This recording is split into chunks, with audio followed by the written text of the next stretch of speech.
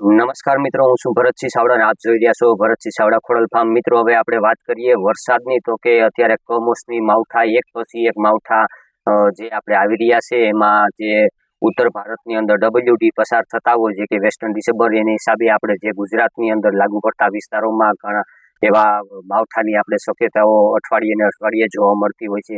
તો મિત્રો, હવે જે આપણે અગાઉનું જે માવઠું ગયું છે 29 નહીં પણ સોરી 18, 19 અને 20 માર્ચના જે કંઈ આપણે માવઠું ગયું છે, એ માવઠું આપણે ઘણી એવી નુકસાની કરી ગયું છે. અને જે આપણે 35-40% જેવા ખેડૂતોના પાક ઉભા હતા, કોઈને હાર્વેસ્ટિંગ કરવાના બાકી હતા, એવા સમયે ઘણી એવી નુકસાની થઈ છે.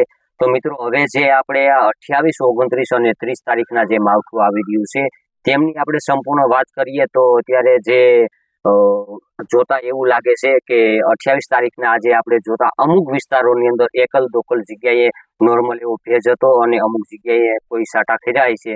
પણ ખાસ કરીને જે વરસાદની વાત કરીએ તો 29 અને 30 તારીખના સંભાવનાઓ છે. એટલે કે જે આપણે કચ્છની વાત કરીએ તો કચ્છની અંદર લગભગ કચ્છ જિલ્લો આખો લઈ લે એવી શક્યતાઓ છે.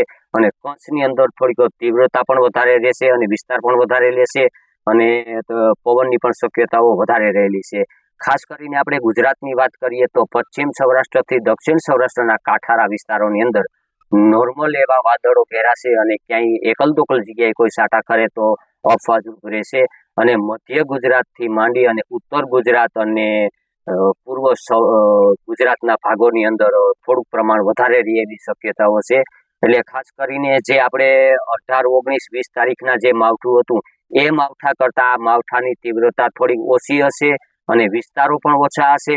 એટલે કે જે અમુક તાલુકાઓની અંદર જે 5-10 ગામની અંદર કે જે વરસાદ પડ્યો હોય, એમાં આ માવઠાની અંદર 29 અને 30 તારીખના જે માવઠું થવાનું છે, એ માવઠામાં કોઈ એક ગામની અંદર હોય અને એક ગામની અંદર ન પણ હોય, એક ગામની અંદર અડધા ભાગની અંદર હોય અને અડધા ભાગની અંદર ન હોય એવી પણ શક્યતાઓ છે. અને અમુક જગ્યાએ સાટાસૂટી પણ રહેશે અને અમુક જગ્યાએ નોર્મલ એવા સાટા પણ વધારે ખરી શકે છે. એકલ દોકલ જગ્યાએ ક્યાંક ભારે તીવ્રતાથી સાટા ખરી જાય.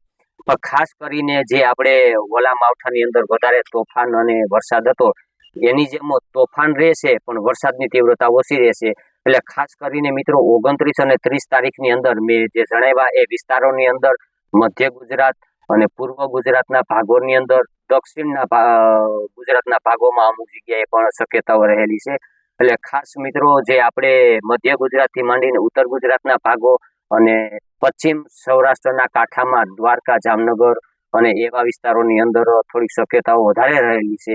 બાકી કચ્છ જિલ્લો આખો કવર કરી લેશે. એટલે ખાસ કરીને મિત્રો, આમાં વરસાદ તો નોર્મલ એવા અમુક ગુજરાતના ભાગોમાં છાટાછૂટી ફરશે, પણ થોડુંક પવનનું પ્રમાણ વધારે રહેશે. એટલે કે એન્ટી સાયક્લોન થોડુંક મજબૂત હોય અને દરિયાની અંદર એક એન્ટી સાયક્લોન એટલે મિની વાવાઝોડા જેવી શક્યતાઓ દેખાય છે.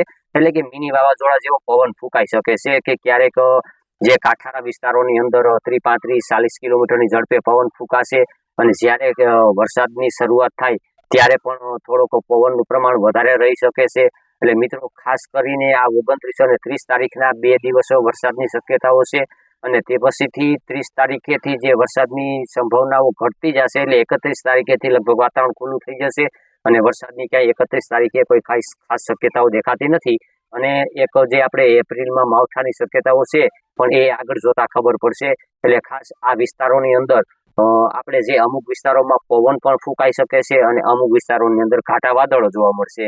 એટલે ખાસ ઓલે વખતે જે વાદળો ઘાટા હતા અને વરસાદની તીવ્રતા વધારે હતી, એવી કોઈ શક્યતાઓ દેખાતી નથી. એટલે ખેડૂત મિત્રો, કોઈને આપણે ડરવાની જરૂર નથી. એટલે નોર્મલ એવા સાટાસૂટી આપણે ગુજરાતમાં અમુક વિસ્તારોની અંદર એકલ દોકલ જગ્યાએ થવાની શક્યતાઓ છે. એટલે ખાસ મિત્રો, તકેદારી રાખવી. કોઈ પણ આપણો સારો કે ઢાંકવાના હોય તો તે ઢાંકી દેવા, જે વિસ્તારોની અંદર વરસાદની શક્યતાઓ હોય એવા વિસ્તારોની અંદર. બાકી કોઈ સૌરાષ્ટ્રના, પશ્ચિમ સૌરાષ્ટ્રના કાંઠાના વિસ્તાર અને દક્ષિણ સૌરાષ્ટ્રના કાંઠાના વિસ્તારોમાં બહુ ખાસ શક્યતાઓ દેખાતી નથી. છતાંય કોઈ સિસ્ટમમાં ફેરફાર થાય તો અમે તમને વિડીયોના માધ્યમે માહિતી આપતા રહેશું મિત્રો. તો આ હતી આપણે વરસાદ વિશેની અપડેટ મિત્રો. અને યુટ્યુબ ઉપરથી જોતા હોય તો આપણી ચેનલને સબસ્ક્રાઇબ કરી, લાઇક કરીને તમામ ગ્રુપમાં શેર કરી દેજો. અને ફેસબુક ઉપરથી જોતા હોય તો ફોલો, લાઇક અને શેર, કોમેન્ટ કરજો મિત્રો.